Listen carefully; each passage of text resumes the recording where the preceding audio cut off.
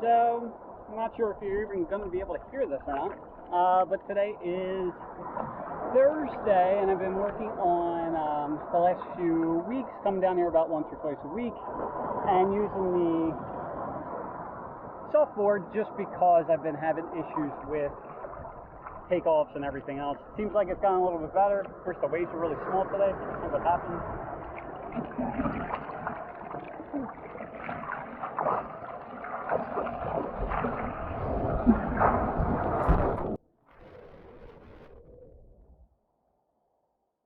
So another lesson I'm just learning, well, not learning, I've known, but haven't really talked about, that applies, surfing that applies to business, is that, you have to look out into the horizon, like into the future, to see what's going to actually transpire.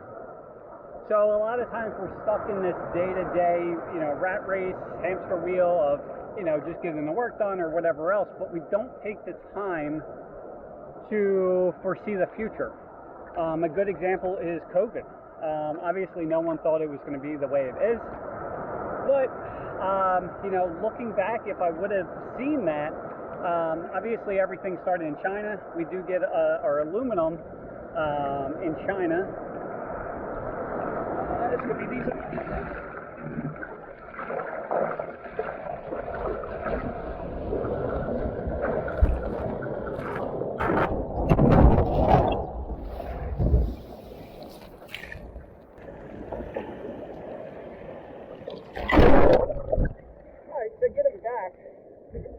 We get a lot of our aluminum from China, and then we actually build it here.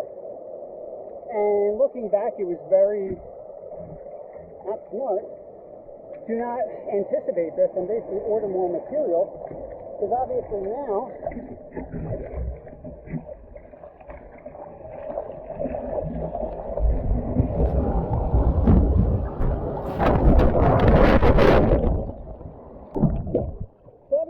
it's hard to get materials in. So if I would have thought about it, instead of the micro terms, looking at more of the macro, would have realized I should have ordered more materials. Now, did we run out? No, but it was very, very close. And what happens is, I can get it from another supplier, but it's costing me about an extra $20 a section or $3 a foot. And our average job is 160 feet, so you're looking at a $500 difference. Well, if we do 100 jobs this year, that $500 is $50,000 in profit. I didn't have to work any harder. We did everything that we normally do. It just, if I would have, or when we do the bulk material, we end up saving money, a lot of money. And again, that's only for 100 installs. So it's like one of those live and learn situations, but a lot of times things keep on happening the same way and we don't make any adjustments because things might be slightly different. Maybe it's not COVID, maybe it's something else internal. But we don't see the patterns that we need to be able to see.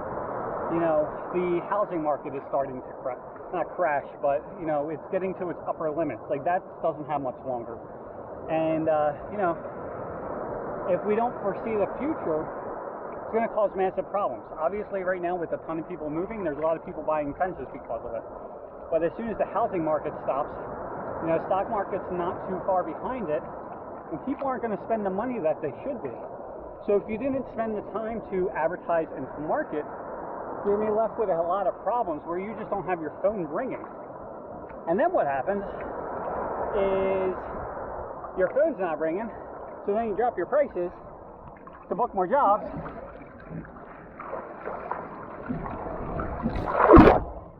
But if you needed 5 jobs to hit your gross profit per week, well, now you need to hit like 7 jobs per week, and you have less calls coming in.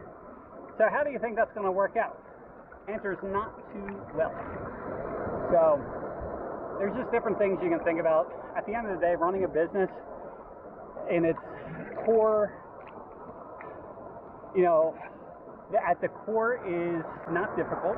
It's very mathematical.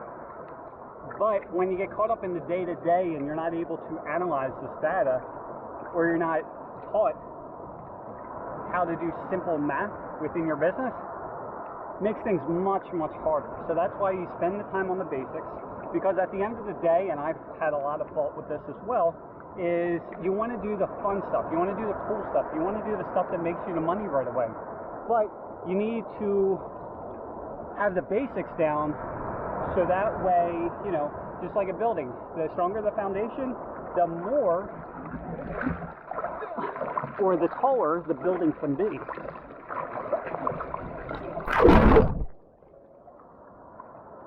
Should have got that one.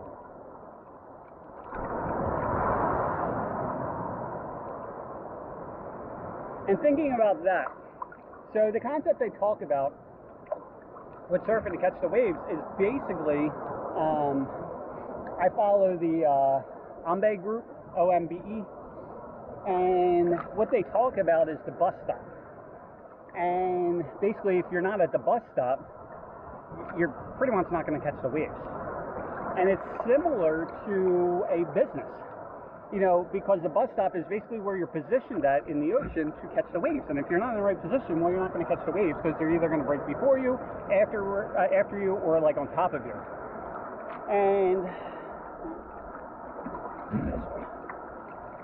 And the same thing applies to your business. If you're not positioning yourself correctly in the marketplace, what's going to happen is you're going to attract the wrong type of buyer.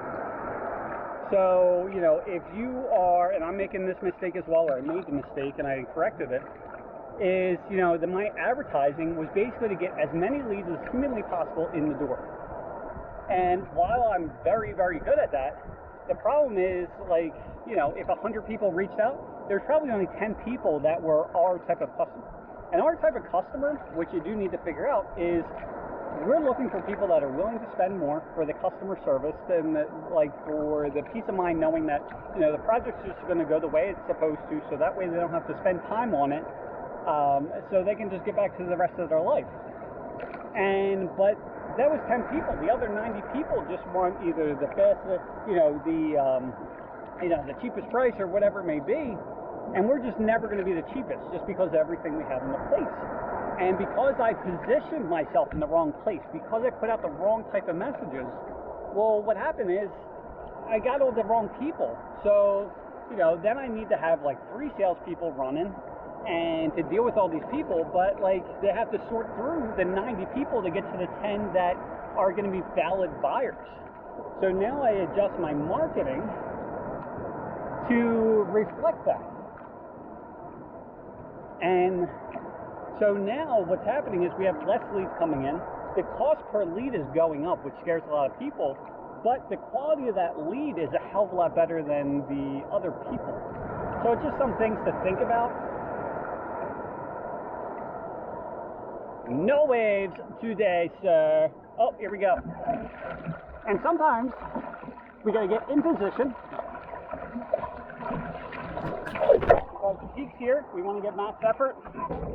See if I can actually catch this thing. No. Should have been further in. Yeah, I gotta go. Oops, further in, because I'm not at the bus stop. And I'm attracting the wrong type of wave.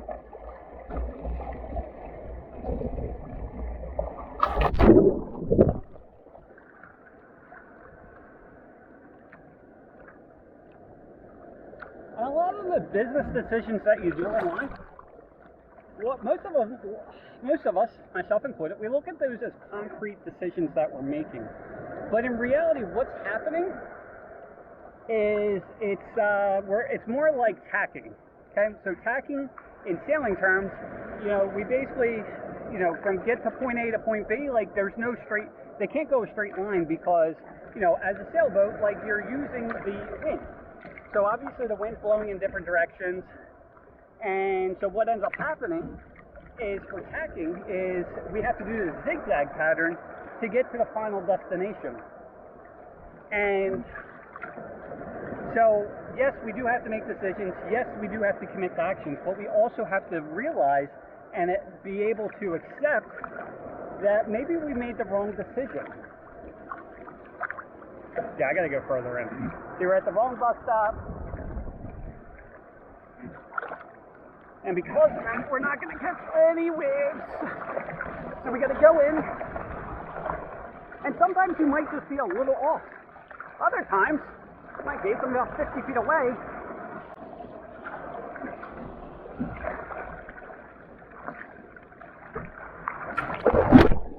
There I'm at.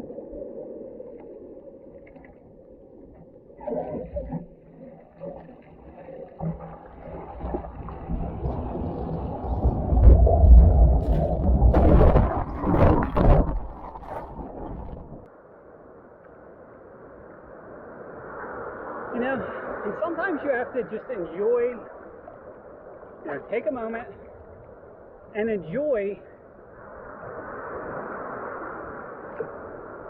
life. We get hung up on our failures instead of looking at the person we were, yesterday or the day before or last year, and we don't spend the time to, congratulate ourselves. And I believe that's more of an evolutionary trait because, when we're getting chased by saber-toothed tigers and everything else, it was more important to worry about the threats than it was for the food.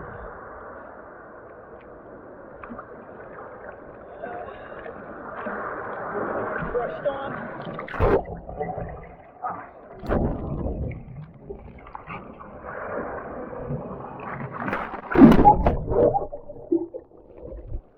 Super dumb. Super duper dumb.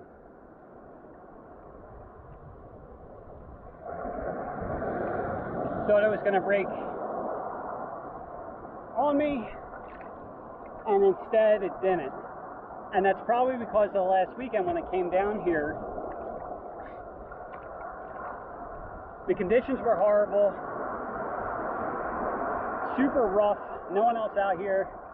You got me that doesn't really know what he's doing at this point.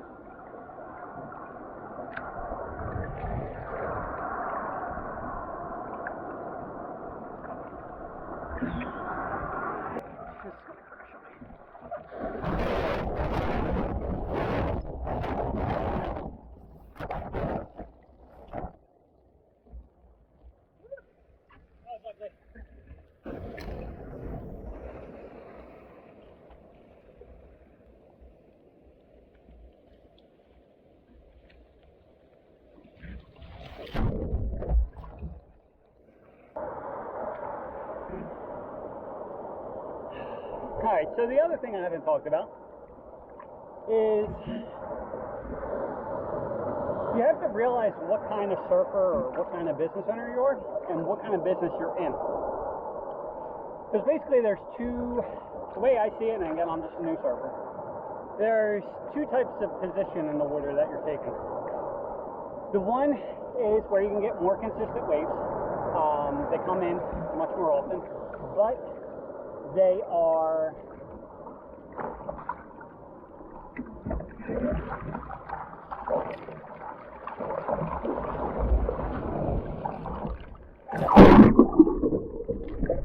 smaller, they're easy to catch, but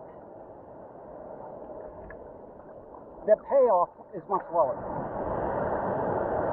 The other option, I guess you consider this more of a residential, even though I really don't do commercial, is you get those little jobs, you can knock them out in a day or two and then you're done. Or you can position yourself in the back and wait for the bigger waves to come through. So most of your time is waiting. Compared to the other ones, you might get, 10% of the waves that someone else does, maybe even 5%. But there's a much bigger risk to reward. Again, the risk is a few things. The risk is time. You're sitting here waiting for waves instead of just catching the smaller ones. And then the other thing is, are they at your skill level? The bigger waves, especially today, I want to catch them just because it's very small today. But if it was on a bigger day, I would be better off just taking the smaller waves, even though it might be a hit to my ego, even though I might look like some newbie. But at the end of the day, you just have to determine what kind of surfer or what kind of business owner you are and just own it. Doesn't matter if someone else is doing something different. Doesn't matter if someone else has a million trucks and you just got the one. Doesn't matter if, your truck is from 1980 and theirs is from, last year. It doesn't matter. At the end of the day, you're both in the water, you're both surfing, you both have the ability to catch waves. It's just you determining which waves are best for you.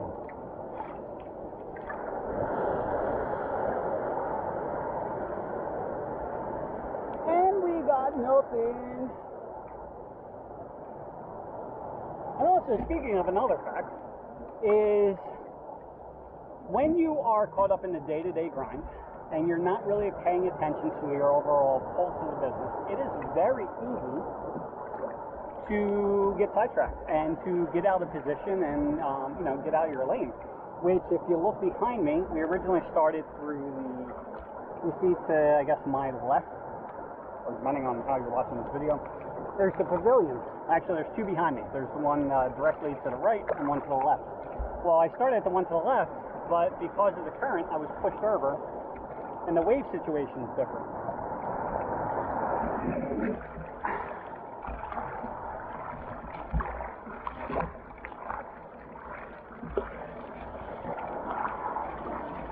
And for where I am,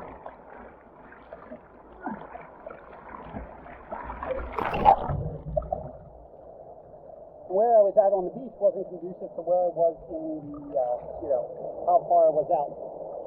Because what was working at another location is totally different than where it currently was.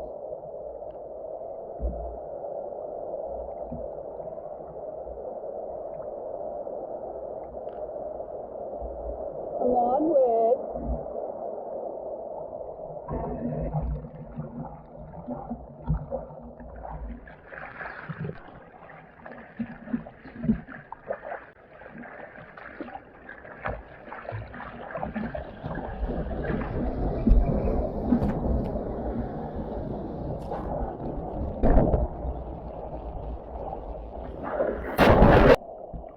I move into the right location, then magically there's a wave waiting for me. Same thing applies to your customers. So a lot of this stuff, easier said than done. Because oftentimes doing what's easy, doing what seems more logical on paper, doesn't always equate to success.